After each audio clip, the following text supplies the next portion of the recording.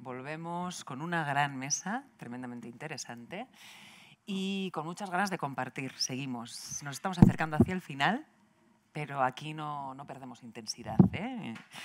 La siguiente mesa tiene por título Problemas digestivos, diabetes y enfermedad hepática, complicaciones de la FQ. Para eso contamos, a mi derecha al fondo, con la doctora Sayoa Vicente.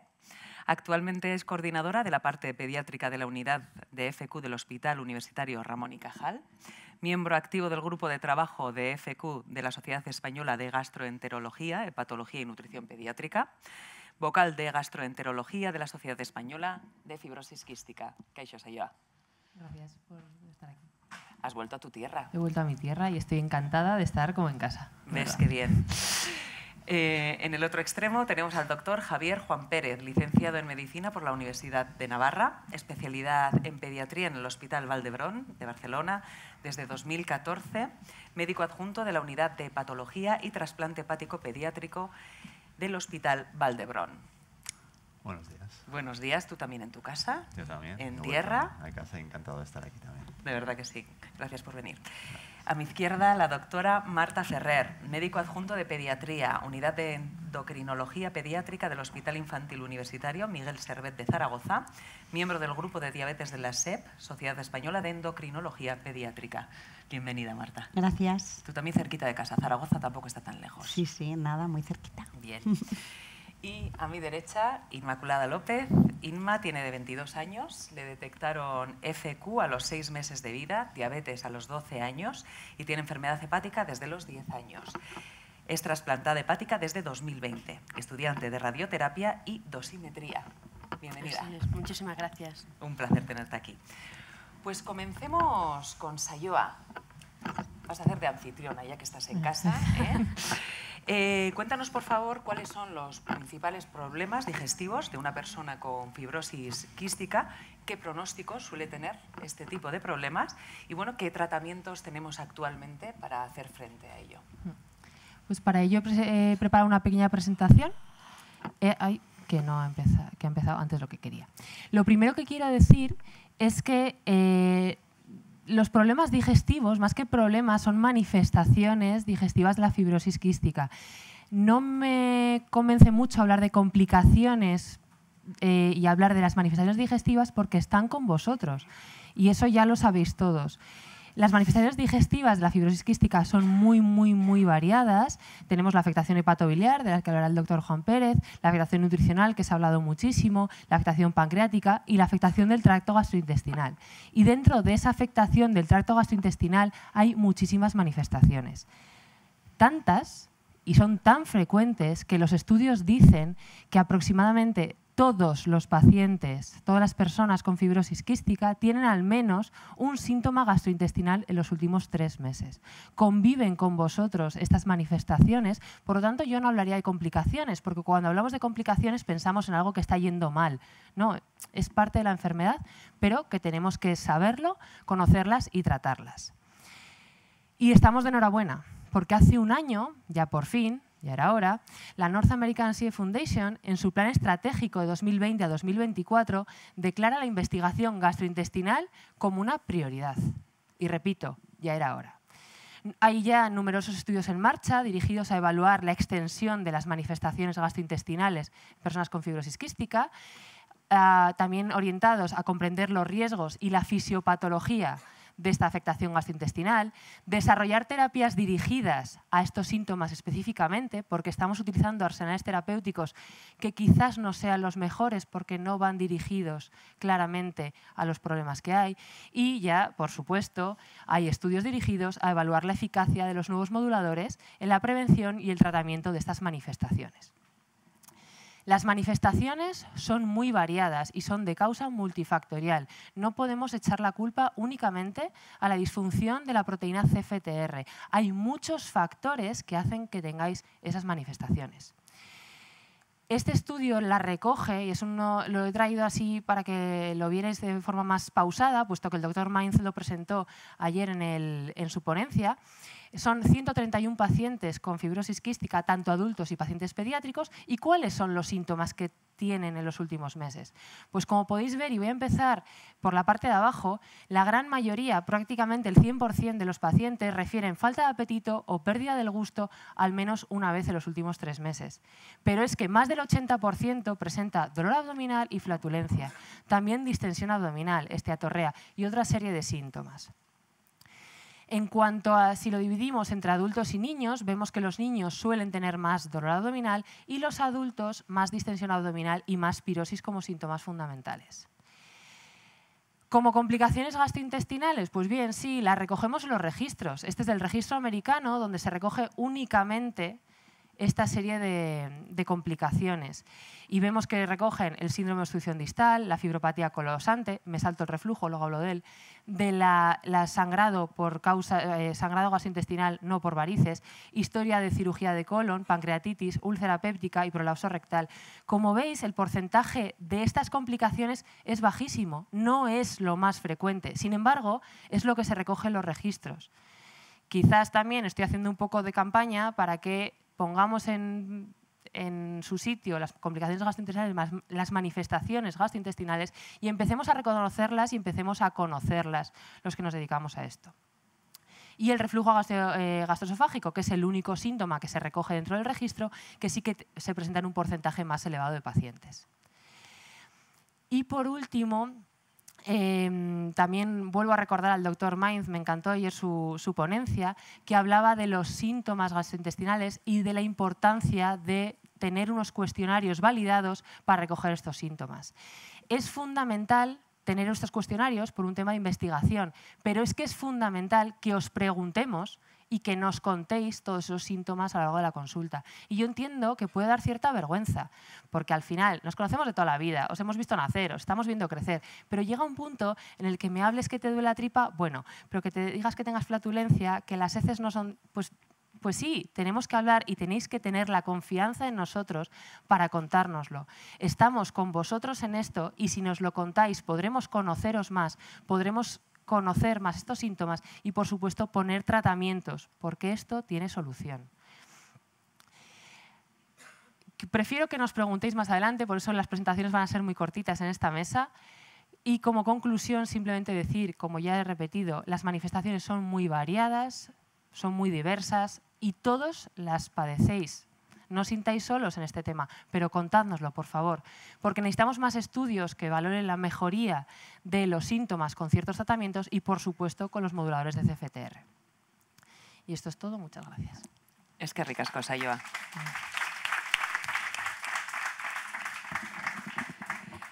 Pues efectivamente, van a hacer presentaciones breves para que luego la participación pues bueno, sea un poquito más larga. Javi. Ya no sé si decirte doctor Javier, porque a veces que le llaman doctor Javier, me hace mucha gracia a mí eso. Doctor Javi, doctor Javi. Doctor sí, Javi, venga, paciente. doctor Javi. Principales problemas hepáticos en las personas con FQ y, bueno, ¿qué tratamientos tenemos para abordarlos? Vamos a por ello. Bueno, lo mismo que Sayoa, ¿no? He hecho una breve presentación, tema guión, un poco para, ¿no?, ponernos en situación y a partir de ahí pues también abrir a las preguntas.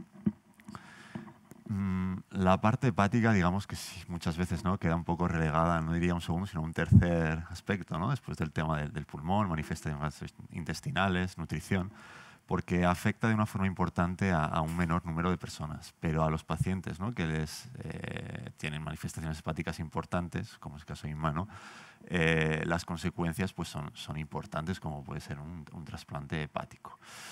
Dentro de la enfermedad hepática tengo una tarea un poquito complicada porque voy a intentar explicaros algo que ni siquiera nosotros entendemos y es cómo se manifiesta la enfermedad hepática en la fibrosis quística. De ahí que la definición se haya ido cambiando a lo largo de los años y que tenga en cuenta pues, aspectos analíticos, aspectos ecográficos, aspectos, ¿no?, histológicos, elastográficos, bueno, van variando con los años y lo que sí que vemos, igual que ocurre, ¿no?, con las manifestaciones gastrointestinales, es que hay causas multifactoriales. Hay unas causas primarias que son debidas a la genética, ¿no?, a la propia enfermedad, pero hay causas secundarias y terciarias que también pueden complicar la evolución de la enfermedad. Clásicamente, ¿no?, teníamos una enfermedad hepática en fibrosis quística de debut en pediatría, que muchas veces podía ser muy leve, pero que con los años y con la mejoría de los tratamientos, pues ya en la edad adulta pues puede dar lugar a manifestaciones más importantes, e incluso pacientes que en pediatría, ¿no?, o en la adolescencia no daban síntomas, pero que ahora en la edad adulta, gracias a la mejoría, ¿no?, como digo, los tratamientos de la supervivencia, pues puede empezar a manifestarse. Como digo, es la tercera causa, ¿no?, de mortalidad dentro de la enfermedad, un porcentaje muy pequeño, sin embargo, una incidencia, ¿no?, que con los años aumenta y aumenta en importancia conforme, ¿no?, vemos que mejora la evolución de las demás manifestaciones.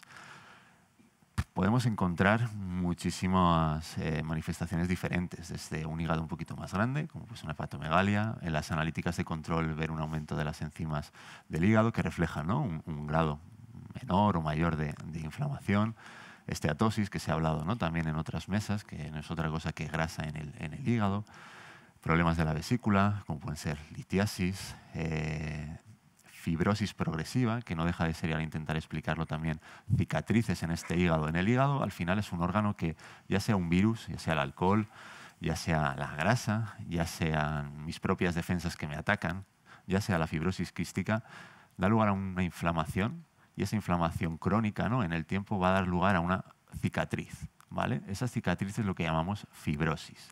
Y cuando esta fibrosis llega a un grado, ¿no?, importante, es a lo que llamamos cirrosis. La cirrosis, que siempre, ¿no?, estamos conectando, ¿no?, clásicamente con el tema del alcohol, no deja de ser un grado de fibrosis, de cicatrices muy importantes en el hígado, que es lo que llamamos cirrosis.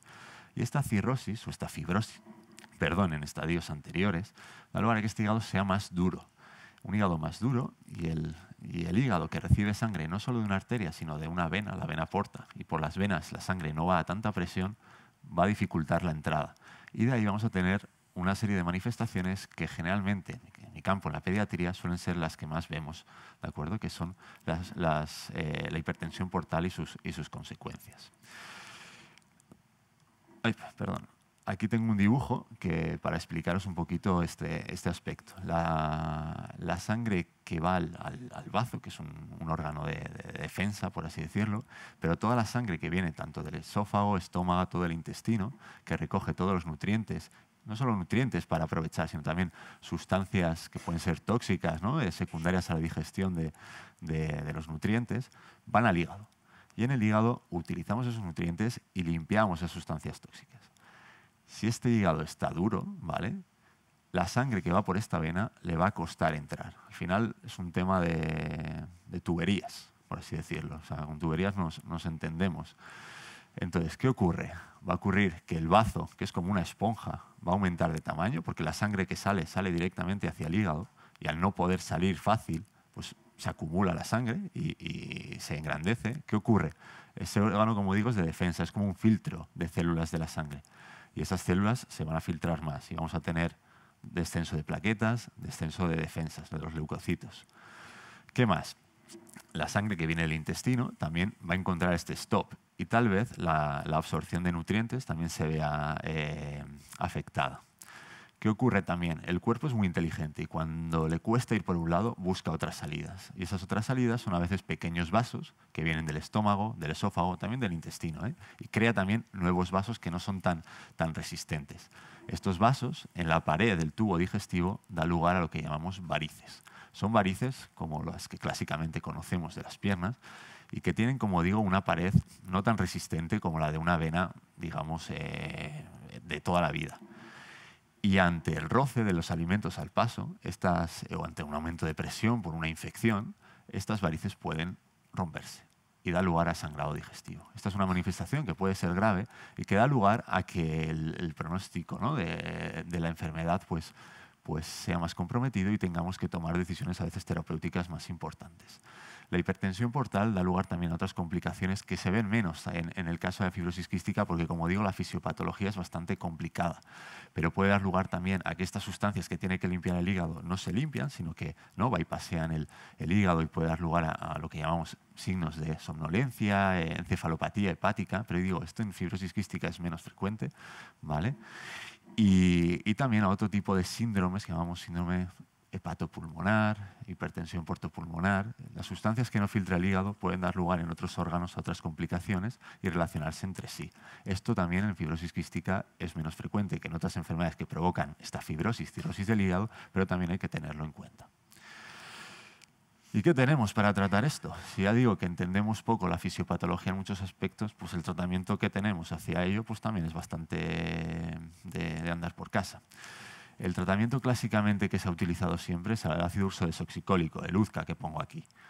Es un tratamiento, lo bueno que tiene es que es inocuo, es decir, no tiene efectos secundarios, que hoy en día no hay fármacos sin efecto secundario, pues este será el que menos tiene de todo lo que podemos utilizar. Y lo que intenta es hacer que la bilis sea un poquito más fluida, ¿vale? Para así que estas secreciones, que sabemos que en la fibrosis quística son más espesas, intentar ayudar en la excreción de esta bilis. Pero como digo, los estudios a lo largo de muchos años no han demostrado que cambie el pronóstico de la enfermedad. Tenemos, ya habéis hablado, ¿no? En estos 2 días de forma prolongada de los moduladores. A nivel hepático, existen pocos estudios, ¿vale? Sabéis, ¿no? que todo esto se está empezando, pero enfocados en la enfermedad hepática hay poco, es muy anecdótico. Hay casos clínicos como el que ha nombrado antes Ruth y hay algunos estudios más retrospectivos que siempre se les puede buscar algún sesgo, pero lo que hay en general son buenas noticias y es que la evolución de los pacientes que se ha estudiado, ¿no? Que se ha puesto realmente el tratamiento por otros motivos generalmente, pero la evolución de la enfermedad hepática está siendo buena. Siempre está el tema de toxicidad versus beneficio en el hígado. Es que todo pasa por el hígado. Entonces es un hígado que siempre va a sufrir la toxicidad de todos los fármacos. Y esto hay que poner en una balanza. El hígado, con todo esto, es un hígado que se regenera. Es un hígado muy agradecido. Y cuando nosotros quitamos la toxicidad, es capaz de regenerarse y volver al estadio anterior. La cicatriz puede quedar, ¿no? La fibrosis puede quedar como en la piel, pero el resto del órgano funciona y funciona perfectamente. Por lo tanto, hay que saber valorar esa toxicidad. En los estadios iniciales de cualquier fármaco, en este caso, ¿no? De los moduladores, hay que tener mucho cuidado porque nos estamos jugando mucho, ¿no? Y cualquier toxicidad hace frenar dentro de los estudios. Pero una vez se establece, ¿no? La seguridad de estos fármacos, la manga ancha que se tiene en ese sentido hacia una toxicidad como puede ser la hepática es mayor. Para no alargarme más, decir, ¿no? Que también el tratamiento, sobre todo de la hipertensión portal, de las complicaciones como puede ser el sangrado digestivo, pues muchas veces se basa en endoscopia, en banding, pero cuando esto no es suficiente tenemos que valorar otras terapias y clásicamente lo que teníamos, ¿no? Que lo dejo siempre ahí un poquito apartado, es el trasplante. El trasplante es a lo que me dedico yo más en mi día a día y aunque por algo es lo último, hoy en día, hablando de trasplante hepático, la supervivencia del trasplante es muy buena y lo que buscamos ya, como digo, no es tanto la supervivencia, sino la calidad de vida de nuestros pacientes. Buscar que su calidad de vida sea lo más parecida a los pacientes no trasplantados. Y como yo, abierto a preguntas a partir de ahora. Muchas gracias, Javi. Gracias.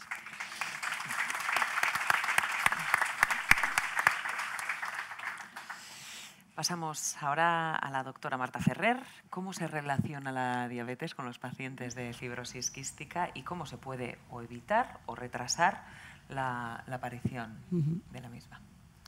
Bueno, pues yo lo primero quería agradecer que me hubierais invitado porque la verdad es que sí que me gusta mucho estas reuniones en que participan pacientes y profesionales y sí que había participado en muchas con las asociaciones de diabetes, de niños con diabetes, pero nunca con fibrosis quística. Entonces estoy encantada de estar aquí. Y nosotros. Y nada, yo os voy a hablar pues, de la diabetes, que realmente pues es a lo que me dedico. Soy pediatra, o sea, veo niños hasta los 18. Sabéis que la edad pediátrica cada vez 18, incluso a veces un poquito más. Y realmente, ¿por qué ocurre la diabetes en la fibrosis quística? Pues bueno, un poco la causa es la misma que la afectación del resto de los órganos, pues esas secreciones más viscosas a nivel del conducto pancreático, pues hace que se vaya inflamando el páncreas y se vaya también fibrosando y destruyendo, pues inicialmente afecta más al páncreas exocrino, la producción de enzimas y posteriormente al páncreas endocrino. Entonces afecta, aquí veis, el páncreas endocrino, pues son unos islotes que hay en el páncreas, ahí veis como un corte, unas células, y en esos islotes hay unas células que se llaman células beta, que son las que producen insulina, y están las células alfa que segregan glucagón. En las personas con diabetes tipo 1, la diabetes insulino dependiente, se afectan solo las células beta, pero en las personas con fibrosis quística también se puede afectar las células alfa. El glucagón es la hormona, digamos, que nos saca de la hipoglucemia. por eso las personas con fibrosis quística también pueden tener hipoglucemias, incluso sin tratamiento con insulina, porque bueno, pues también se produce afectación. ¿Qué ocurre además en la fibrosis quística? Que hay situaciones que ya de por sí son hiperglucemiantes, o sea, que tienden a subir la glucosa. Cuando nosotros estamos enfermos, en cualquier persona en situación de enfermedad, un simple catarro aumenta la resistencia a la insulina, o sea, hace que esa insulina no funcione tan bien y que tu glucosa tiende a aumentar. Los corticoides, que también son muy utilizados en las reagudizaciones pulmonares, también aumentan la glucemia. Luego, por otra parte, estos requerimientos calóricos que están más elevados en la FQ, a veces que es necesario una nutrición enteral nocturna, pues todo eso son factores que hacen que la glucemia tiende a subir. Si a eso se añade que ya se van, digamos, destruyendo tus células beta, pues hace que tengas más propensión a la diabetes. Y además se suman otros factores como pueden ser el vaciamiento gástrico enlentecido, la alteración de la motilidad intestinal y la enfermedad hepática de la que ha hablado Javi. O sea, todos estos son factores que contribuyen a que la diabetes sea una de las comorbilidades más frecuentes en la fibrosis quística. De manera que se estima, este gráfico, bueno, esto es del 2009, esperemos que en los próximos años se aplane esta curva, en que se ve cómo la prevalencia va aumentando con la edad. O sea, en los de 10 a 14 años sería solo un 5%, en los adolescentes un 13%, a los 20-30 años un 40%, pero hasta más del 50%, como veis eso sería en la barra más de la derecha de las personas adultas con fibrosis quística tienen diabetes. Y de esa barra, esta es una serie americana muy grande con más de 500 pacientes, la mayoría correspondían a las mutaciones más graves. ¿Cómo se presenta? Pues la verdad que la diabetes, a diferencia de la diabetes tipo 1 del niño, que suele debutar pues, con orinar mucho, beber mucha agua, pérdida de peso, en la fibrosis quística suele ser asintomática. Hay que tener en cuenta que va apareciendo lentamente, o sea, se van perdiendo esas células beta, con lo cual la glucemia tiende a subir, pero no suele dar clínica, por lo tanto hay que buscarla. También es verdad que a veces aparece solamente en estas situaciones que os he comentado antes. Por ejemplo, pues en los ingresos por reagudizaciones, tratamientos con corticoides, ahí miramos glucemias capilares y están altas, pero luego se pasa esa situación y se vuelve a la situación previa y se normaliza. Es muy poco frecuente que se manifieste con cetoacidosis, que es bueno, una forma de presentación muy grave que vemos muchas veces en la diabetes tipo 1. Y además, bueno, pues las complicaciones a largo plazo, microvasculares, pues la retinopatía, nefropatía, son menos frecuentes que en otros tipos de diabetes, aunque habrá que buscarlas pues, a largo plazo. ¿Y por qué es importante la diabetes y por qué es importante diagnosticarla y tratarla precozmente? Porque se ha visto que empeora el pronóstico de la fibrosis quística y, digamos, disminuye la supervivencia, porque la situación de hiperglucemia empeora la función pulmonar, favorece las infecciones respiratorias y además está en un estado de catabolismo porque, digamos, la insulina es la hormona que mete la glucosa dentro de la célula. Si tú no tienes esa llave que mete la glucosa dentro de la célula, la glucosa está muy alta en sangre, la vas eliminando por orina y estás en un estado pues, catabólico, que ya de por sí la fibrosis quística es un estado catabólico, ¿no? Entonces no ganas peso. Empeora el estado nutricional. Y además, como os he dicho antes, además puedes tener hipoglucemia de ayuno por la pérdida, la disminución de la secreción de glucagón. El diagnóstico, por tanto, no tenemos que esperar a que aparezcan los síntomas porque es muy raro, sino que hay que ir a buscarlo. Y el test que está más, digamos, en todas las guías es el test de sobrecarga oral. Esto pues que se da una bebida de glucosa y se hace una prueba que dura 2 horas y se va midiendo cómo sube la glucosa y cómo sube la insulina. Por tanto, un análisis normal con una glucemia no es útil porque ya os he dicho que además incluso a veces la glucosa está baja en ayunas, pero sin embargo a las 2 horas después de la administración de glucosa sube. Entonces por eso es necesaria esta prueba. Y la hemoglobina glicosilada, que sí que es un parámetro que se utiliza ya cuando una persona en cualquier tipo de diabetes se correlaciona con la glucemia media y se usa para el seguimiento, no es tan útil para el diagnóstico, no tanto, ¿vale? Por tanto es importante diagnosticarlo pronto y se recomienda hacer esta sobrecarga pues, a partir de los 10 años de edad. Luego ahora ya sabéis que en los últimos años se han se han difundido mucho los sistemas de monitorización continua. Ya veremos qué utilidad tienen, que también son muy útiles. Para el diagnóstico de diabetes ya hemos dicho que nos hacen esta prueba y, bueno, ¿cuál es el resultado? Pues para los criterios diagnósticos se siguen los mismos que para cualquier tipo de diabetes, que son los de la Asociación Americana de Diabetes. Y son una glucosa basal en ayunas o en ayunas más de 126 y que en la prueba de sobrecarga a las 2 horas tengamos más de 200. Cualquiera de estos ya serían síntomas de diabetes. ¿Cuál es el tratamiento? Pues el tratamiento es la insulina, porque hemos dicho que es la hormona, es un tratamiento sustitutivo como en otro tipo de diabetes. Nuestra insulina, nuestras células beta ya no segregan la suficiente insulina, con lo cual tenemos que sustituir. ¿Qué insulinas utilizamos? Pues inicialmente lo normal es que tengamos que utilizar insulinas rápidas, las que se ponen antes de las comidas. ¿Por qué? Porque la glucemia va a subir sobre todo a las 2 horas después de comer. Utilizaremos estas insulinas rápidas y además si tenemos la glucosa también elevada durante la noche, pues utilizaremos también las insulinas basales. Con lo cual, pues muchos pacientes acaban con una pauta que se llama basal-bolo, que es muy similar a prácticamente igual que la de una persona con diabetes tipo 1. Que en la diabetes tipo 1, aunque no viene al caso para que entendáis la diferencia, la célula beta también se pierde, pero por un problema autoinmune.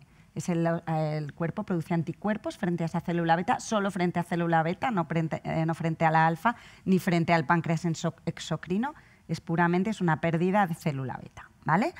Entonces, inicialmente, pues muchas veces solo tienes que insulinizar en estos momentos de ingreso, de tratamiento con corticoides, de reagudizaciones.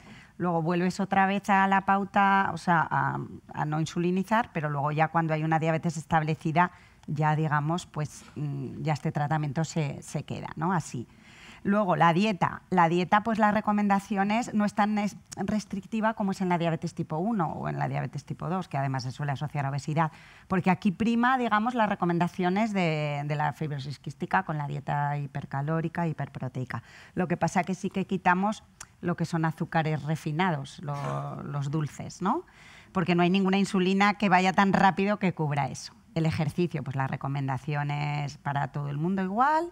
Y aquí no están indicados los antidiabéticos orales. Las pastillas no funcionan porque tenemos que poner insulina, ¿vale? Y el objetivo es, como en otros tipos de diabetes, mantener una hemoglobina glicosilada por debajo de 7. Como sabéis ya, pues desde hace relativamente poco, yo creo que es 1 año o 2, ya se aprobó la financiación para todas las personas con diabetes asociada a fibrosis quístico que estuvieran en tratamiento con múltiples dosis de insulina.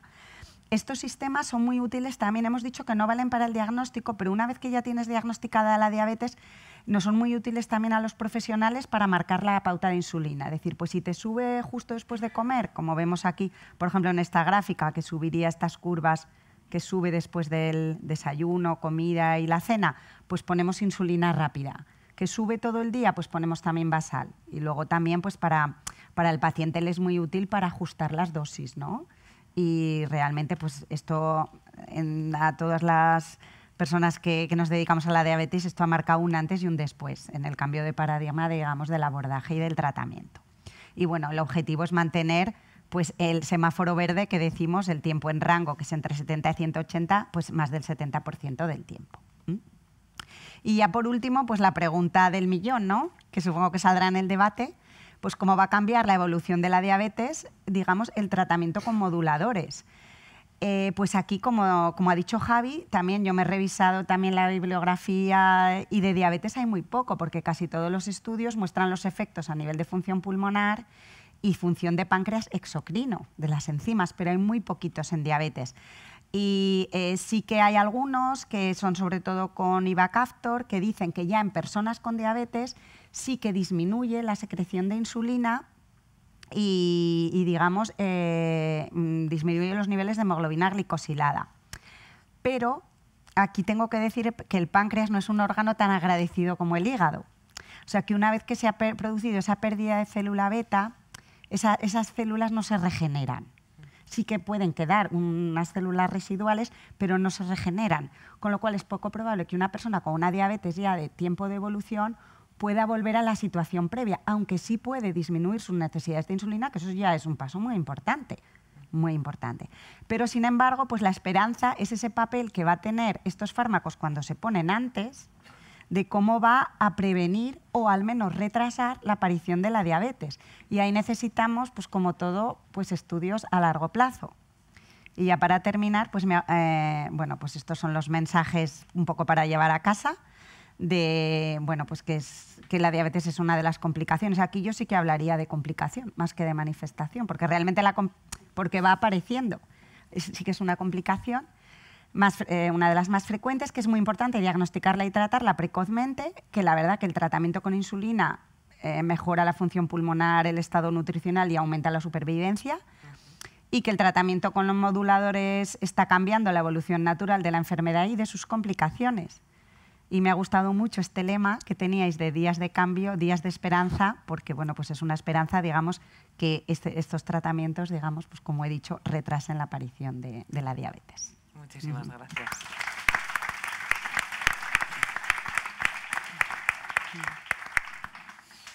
Inma, claro, aquí hablamos de manifestaciones, hablamos de complicaciones.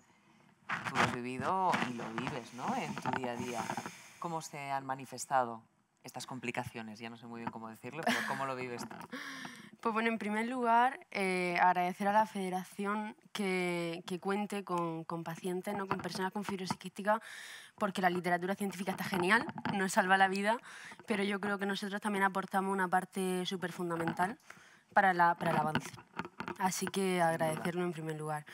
Y luego, pues bueno, en sí yo creo que la vida con fibrosis quística es un choque ya de por sí bastante importante, y luego todos son añadidos. En mi caso, por ejemplo, yo debuté con una afectación hepática a los 10 años, y la verdad es que era algo que yo apenas notaba. Yo no, así simbólicamente no notaba nada. Sí que es cierto que yo tomaba una pastillita, que era la pastilla blanca, la famosa pastilla blanca, que era un Sorchol, y eso lo he estado tomando hasta el día del trasplante. Y luego la caída fue bestial, porque fue súper estable durante 10 años, y en cosa de un año, 2 años como mucho, fue una caída en picado. Y lo que más me chocó del tema hepático, ¿no?, el problema hepático, fue, no me gusta decir el desconocimiento, porque al final estamos hablando de médicos, ¿no?, especializados en lo suyo, pero claro, el tema es que lo suyo no es la fibrosis quística. Entonces yo tengo dos grandes médicos, mi neumólogo Pedro Mendejar, famoso en el mundo entero. Pedro, estás en todas partes, yo no sé cómo te da la vida. Sí. Y luego mi hepatóloga María Luisa, que me ayudó y fue de la mano, vamos, en todo. Y claro, la historia es que a mí me presentaron en sesión para trasplante de hígado 2 veces. Y claro, por un lado yo tenía a mi neumólogo y mi hepatóloga que me decían que necesitaba el trasplante sí o sí. Y por otro lado tenía el comité de trasplantes que me decían que a mí no me trasplantaban. Entonces era algo que a mí se me ponían los pelos de punta, porque te veías que decías, pero entonces, ¿qué hago yo con mi vida? ¿Todo esto con cuántos años? Pues todo yo, el 2 de octubre hice 2 años trasplantada, o sea, a los 20 años. A los 20 años. Y para mí, y claro, a eso le sumas que yo no paraba de tomar antibiótico intravenoso, no tenía... ¿Esto bien? No tenía... Te van a colocar un momentito, vale, perdón. Para que podamos oír. Bien, parece ser que se ha movido ligeramente. ¿Cómo? Ahí el pendiente. Ah, claro. Yo por eso suelo venir siempre, que me lo sé ya. Sí, claro. Que no se puede ir una tan mona. Es que no puede ser. No puede ser. Ahora vas de moderna, porque vas en un lado sí y en otro no. Bueno, pues eso, que en sí fue muy complicado, ¿no?, el que hubiera tanta controversia a nivel médico, y tú como paciente pues te ves un poco indefensa, porque no sabes ya ni qué pensar ni qué hacer. Y al final, bueno, pues decidieron, a pesar de todo, llevarlo a cabo, por supuesto, con la ayuda eterna de mi neumólogo y mi hepatóloga. Y lo sorprendente de esto fue que el trasplante fue súper rápido. Me prepararon como si fuera una batalla, porque un montón de bolsas de sangre luego no utilizaron nada. Pero ya cuando terminó el trasplante, los cirujanos, cuando salieron a informar a mi madre sobre cómo había ido la operación, le dijeron que todo lo que ellos creían, que ese hígado estaba muy bien, pues que a ese hígado como mucho le quedaba 1 mes de vida. O sea que eso fue duro, pero bueno, a partir de ahí mi vida cambió. Yo me siento, bueno, afortunada, ¿no? Lo siguiente, porque primero fue el trasplante de hígado. Yo no llegué a tiempo con Kaftrio para el hígado, pero sí que llegué a nivel pulmonar. Entonces fue el trasplante y al año que yo ya me había estabilizado en cuanto a trasplante, empecé con Kaftrio y mi vida ya fue maravillosa. Esto de Cambió Kaftrio, totalmente. tenemos que, por favor, decir que es para la gente con fibrosis quística, Sí, porque lo sí. estáis vendiendo de una manera que yo no sé si esto va a empezar a propagarse Sí, y va a sí. haber negocios ahí que no deben. Y esto que tú comentas, ¿no? Es decir, el equipo multidisciplinar que te ha ayudado a estar aquí, al fin y al cabo, ¿verdad? Entonces, ¿cómo funciona? ¿Realmente existe esa comunicación entre los diferentes especialistas? Aquí tenemos 3, por ejemplo. Verdaderamente, por supuesto que existe, aunque creo que podría ser todavía mejor. Creo que es un tema que está empezando a desarrollarse ahora, porque yo recuerdo que un año antes de trasplantarme, mi hepatóloga me dijo: Inma, llevo un paquete que era así, de folios llenos sobre fibrosis quística. O sea, no tengo ni idea, evidentemente, de qué va esto. O sea, no había una unidad formada que ella... No, yo era, de hecho, el primer caso con fibrosis quística en Murcia de trasplante de hígado. No tenía ni idea ni de cómo iba a evolucionar ni de cómo se iba a hacer. Entonces, esa unidad creo que es ahora cuando de verdad se está creando.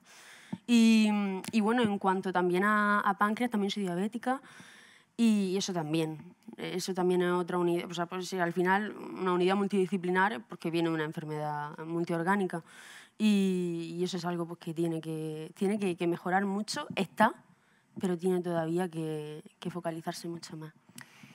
Abro a las preguntas que vengan del público, por favor. Vamos a ir recogiéndolas y os lanzo también esto al resto que estáis aquí sentados. Javi, Marta, Sayoa, ¿queda por hacer? Por supuesto que queda por hacer. Además, estamos en una época que ya no solamente tenemos que estudiar para mejorar la situación, la calidad de vida y demás, sino que tenemos que preocuparnos de otras cosas que también se están demandando y que también tenemos que recoger vuestras peticiones y mejorar a medida de lo posible. Está clarísimo que la creación y la potenciación de unidades multidisciplinares es básica. Yo tengo mucha suerte de trabajar en un sitio donde esta unidad ha funcionado durante muchísimos años de esta forma, pero tenemos que seguir mejorando y no nos tenemos que olvidar que esto es fundamental, lo que comentas. ¿Esa comunicación también sentís que va en aumento? ¿De alguna manera ya entre vosotras, los especialistas, Sí. os comunicáis de otra manera? Claro. Entiendo lo que decía Inma. Al final, no solo la fibrosis quística, hay muchas enfermedades que cada vez se conoce más y tienes que profundizar más. Y al final la especialización en cada una de las enfermedades, si quieres hacerlo bien, tienes que profundizar. Esto lleva a que las unidades pues cada vez sean más especializadas y la interconexión entre los distintos especialistas que forman parte del seguimiento de estos pacientes pues debe mejorar, también tiene que ser importante. Yo tengo la suerte, también estoy en un hospital muy grande, una unidad en un servicio de pediatría que tiene todas las subespecialidades, entonces hay una unidad de fibrosis quística muy importante que disponemos de todos los subespecialistas. No siempre es así. Y entonces entiendo, ¿no? En el caso de Inma, pues ese no desconocimiento, sino esa necesidad, ¿no? de profundizar más en una complicación que, como decía, no era tan frecuente, ¿no? como es la hepática, pero que puede ser muy grave. En cuanto al tema también aprovecho para, entiendo, y viene de ahí el desconocimiento que tenemos. Probablemente, ¿no? en el comité de trasplante se hablaría mucho de los criterios clásicos que se tienen de manera general para muchas enfermedades hepáticas. Claro, esto vale para muchas enfermedades hepáticas, pero hay algunas, como puede ser la fibrosis quística, u otras donde hay que tener en cuenta otras cosas. Entonces, bueno, es complicado. Tener en cuenta también que de cara al pulmón, cuando tú pones inmunosupresión por un trasplante como el de hígado, el tema de las infecciones también es un riesgo importante. Al final, son muchos factores los que entran en juego y no son decisiones fáciles. Pero sí, a día de hoy lo que hay que intentar es profundizar e intentar que la conexión, ¿no? la comunicación entre los distintos especialistas sea la máxima. Marta. Sí, opino, bueno, me suscribo a lo que han dicho Sayoa y Javi. Yo creo que además hay una cosa que aquí los tres somos pediatras. Y yo creo que en pediatría, en este caso, claro, está un poco mejor resuelto. Sí que hemos trabajado, la fibrosis quística sí que se trata en hospitales pues, más grandes, donde hay unidades multidisciplinares. Dentro de pediatría es más fácil la comunicación, ¿no? Entre todos. Ya a veces cuando pasan adultos, no sé si esa fue tu experiencia, Inma, te ves un poco más, que os veis un poco más perdidos. No solamente, pasa mucho con las enfermedades crónicas, no solo la fibrosis quística, otras enfermedades también. Se ven más en pediatría como es todo más fácil, ¿no? ¿No? Esa es tu experiencia también.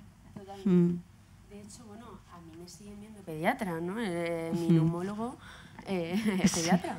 Pero claro, pero es pediatra, tú dices pediatra, pero en verdad yo creo que está casi más especializado en adultos ya que en pediatría. Claro. Porque es flipante. Como, y es cierto que a nivel de digestivo sí que me lleva adulto. Entonces, claro, es un mix que yo creo que la coordinación entre uno y otro de por sí ya se hace todavía más complicada, ¿no? Partiendo de la base de que estamos hablando de una patología por ende complicada. Entonces, pues se complica todo un poquito más, la verdad. Sí, de hecho, esto se ha comentado en diferentes especialidades, en diferentes mesas, estos 2 días, ¿verdad?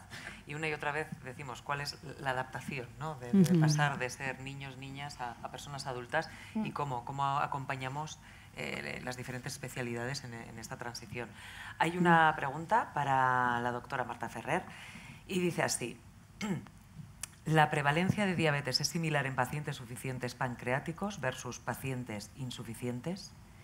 Bueno, tradicionalmente se ha relacionado la diabetes más con las mutaciones más graves, ¿no? Como he dicho antes. Entonces, serían pacientes, entiendo que es insuficientes de páncreas exocrino, ¿no? Pues sí que sería más, sí que sería más prevalente, ¿no? Porque por el mismo motivo que hay una insuficiencia pancreática exocrina, acaba habiendo una insuficiencia pancreática endocrina. Y todo pasa, no pasas de tener una glucemia normal a tener una diabetes, pasas por una prediabetes, que de esto no he hablado pues por no alargarlo. Pero bueno, ya que ha salido el tema, siempre hay un estado de prediabetes donde no cumples esos criterios que hemos dicho de diabetes, pero tu glucemia no es normal. Entonces, muchas veces ahí nos dices, ¿puedo hacer algo, ¿no? Para evitar que acabe? Pues bueno, ahí hay ensayos clínicos que ponen tratamiento con insulina a dosis muy bajas en esta situación de prediabetes, pero de momento faltan muchos estudios. A lo mejor una insulina al día, una insulina basal, ¿no? Que te pinchas solo una vez al día. Y luego otra cosa sería pues disminuir esos azúcares refinados, porque al fin y al cabo, si tú sometes al páncreas endocrino a una sobrecarga de glucosa, pues quitamos pues eso, los dulces, chucherías, bollería. Esto es complicado, ¿eh? Yo no sé cuál fue tu experiencia, pero a veces, claro, un niño con fibrosis quística, un adolescente que ya lleva muchos tratamientos, cuando diagnosticas una diabetes y dices que se tiene que poner insulina y la dieta, dices, otra cosa más, ¿no? Es duro, ¿verdad? A mí bueno, yo debuté con diabetes a los 12 años y fue una cosa graciosa, entre comillas, porque fue en un ingreso que empezó a salirme la glucosa un poco alta. Lo que pasó fue que yo perdí mucho peso en ese ingreso y mi madre se dedicó a comprarme donuts. Y yo, pues más a gusto que unas castañuelas, me tomaba mis donuts. Y claro, por la mañana me salía una glucemia que eso no se lo creía nadie. Y yo le achacaba a mi madre, esto es por tu culpa, que son por los donuts. Y evidentemente no era así. Y bueno, yo empecé de hecho con una pastillita para controlar la glucosa durante unos meses, a lo mejor unos 6 meses o así. Luego empecé con una insulina lenta. Sí, una basal. Correcto, una basal. Y luego ya fue el juntar la basal con la insulina rápida. También tuve una época que me pusieron una bomba de insulina y me fue bastante bien, pero claro, llega Captrio y su sorpresa. Me mejora todo. Empiezo a hacer deporte y tengo que cambiar la nutrición otra vez. Tengo que cambiar el hábito que yo había empezado a conocer ya mi cuerpo en cuanto a insulina, ¿no? Pues todo eso cambia. Empiezan los bajones fuertes e incluso, a ver, la estabilidad en el sentido de que ya no me dan como esas subidas, ¿no? Pero ahora es justo lo contrario, son bajadas. Y entonces, claro, pues ahora tengo que reeducarme a como una vida normal, con deporte, también con diabetes, pero claro, una diabetes mucho más estable. Más fácil, sí. Con menos claro, lo que he dicho, aunque no vuelvas a la situación previa, el hecho de llevar menos dosis, pues es muy importante, porque a menos dosis, menos riesgo de hipo. Ahí está. Y las oscilaciones de la glucosa son mucho menores, con lo cual es una diabetes más fácil de llevar. Sí. O sea, que ya solo por eso, y luego y con muchísimo menor riesgo de complicaciones a largo plazo, y más fácil tener una hemoglobina por debajo de 7. O sea, que incluso aunque tengas la diabetes, porque siempre queda algo, porque en la diabetes con la fibrosis quística siempre hay un poquito de insulina residual, algo que queda, no se destruye completamente, como en la diabetes tipo 1, que te quedas a cero. En esta pues siempre queda un poquito, y si eso lo cuidas con la alimentación y además ahora con los moduladores, pues ese poquito que te queda, pues ahí lo vas preservando. Y con como el deporte. Sí, con el deporte y con el deporte. Eso fue ahí Claro. fue Yo soy bestial. gran defensora de la actividad física, que por cierto decimos deporte es deporte concreto. Fútbol, baloncesto, Bueno, actividad física. Actividad física, sí. Que me he dedicado también a eso y tengo que defenderlo desde aquí. Sí. Es importante que distingamos. Importantísima. ¿Qué le dirías, Inma, a aquellos jóvenes, algunos niños, niñas o jóvenes que te están viendo y que de alguna manera se sienten identificados contigo y quizá en este momento todavía no están en el lugar que tú estás, sino en la fase anterior? Pues respecto a cómo yo lo viví, que una de las cosas creo más importantes que puede tener una persona es la familia, es las personas de las que se rodea, porque es lo más real que tiene, es lo que tiene en el día a día. Lo demás no lo vas a saber nunca. Entonces, bueno, la familia no solamente es con consanguinidad, sino las personas que te rodean y que de verdad te aportan seguridad en tu día a día. Que se apoyen en eso al 100% y, por supuesto, como dice el título de este congreso, que tengan esa esperanza, porque ahora hay personas con 70 años que tienen fibrosis quística y viven más a gusto que nada. Eso antes era una cosa imposible que no se planteaba. O sea, que todavía con más motivo, ¿no? Si son niños y empiezan ya su vida con estas terapias. Es esperanzador para todo. Qué bueno. ¿Y el resto? ¿Preguntas? ¿Tenemos alguna pregunta más? ¿No? Vale. El resto, quizá a profesionales de vuestras mismas especialidades, ¿queréis decir algo? O quizá de otras especialidades. ¿Queréis hacer llegar algún tipo de petición? Te pillo de sorpresa, Javi. Sí. ¿Quieres pensar? Sayoa. Me Venga, has pillado. te he pillado, ya me he dado cuenta. No, yo creo que me llevo de este congreso que es fundamental que nos hablemos, que nos coordinemos, que no solamente con nuestros pacientes tenemos que hablar en la consulta, tenemos que hablar con nuestros compañeros fuera de la consulta, tenemos que comentar a los pacientes y centrarnos en que sois personas que tenéis diferentes manifestaciones de una misma enfermedad y que tenemos que coordinarnos, que es una petición que ha salido en prácticamente todas las mesas que se han presentado en el Congreso, que por cierto han sido excelentes y estoy encantada de verdad de haber compartido este rato con vosotros y estos días. Y ese es el mensaje que voy a llevar a mi unidad, que vamos a llevar en cuanto lleguemos. De hecho, ya hemos mandado mensajes de tenemos que hablar. No, es una amenaza. De verdad. Me llevo muchísimas enseñanzas y creo que tenemos que transmitir tanto en el grupo de trabajo como en la junta directiva de la sociedad de FQ y a las unidades, que tenemos que coordinarnos y que tenemos que trabajar más juntos, con vosotros y entre nosotros. Totalmente. Sin duda. ¿Y vosotros qué lleváis a vuestras unidades? Quizá planteándolo de esta manera es más fácil de responder. Bueno, sí, es un poquito lo que decía Sayoa. Al final, la coordinación, muchas veces lo que nosotros nos decimos no es lo que el paciente está viviendo. Y nosotros sentimos que estamos muy bien coordinados en algunos momentos y no es lo que está percibiendo el paciente. De ahí la importancia, ¿no?, de eventos como este, y de en el día a día también, ¿no?, darle voz al paciente, pero que sea también el paciente el que nos diga. Cosas por mejorar, hay tantísimas, esta es una, pero hay muchísimas. De la sobreespecialización, pues también, ¿no? Saber profundizar y crear esas unidades cada vez, ¿no? más específicas para estas enfermedades. Y luego, otro punto importante que habéis comentado, y que en el caso de Inma es que ha sido todo, ¿no? O sea, una manifestación como la hepática que empeoró en el momento, además, de la transición que hay, ¿no? Ese momento tan importante que es la adolescencia, ¿no? De pasar de niño a adulto, que no es una fibrosis quística, sino que en todas las enfermedades crónicas estamos aprendiendo a manejar e intentar hacer protocolos para ver cómo se puede hacer de la mejor manera. Todo esto, pues, hay que seguir mejorando. Gracias. Marta, ¿querrías añadir algo? Pues eso, mejorar la transición, que ahí todos tenemos responsabilidad. Mejorar la transición a las unidades de adultos, sí. En cualquier caso, también quiero desde aquí agradeceros tanto a los especialistas, las especialistas que estáis aquí, como a aquellos que nos siguen y que diariamente también hacen su labor, ¿no? y hacen por poner en el centro al paciente o a la paciente, que sabemos que también existe esa persona, al margen de que todavía haya un área de mejora, ¿no? que hay que reducir. Y hablar de esa interdependencia, ¿no? Poder trabajar de una forma interdependiente para que el propio paciente no acabe siendo dependiente de un azar o dependiendo quién le toque delante, ¿verdad? De alguna manera. Pues un gran aplauso para todos ellos.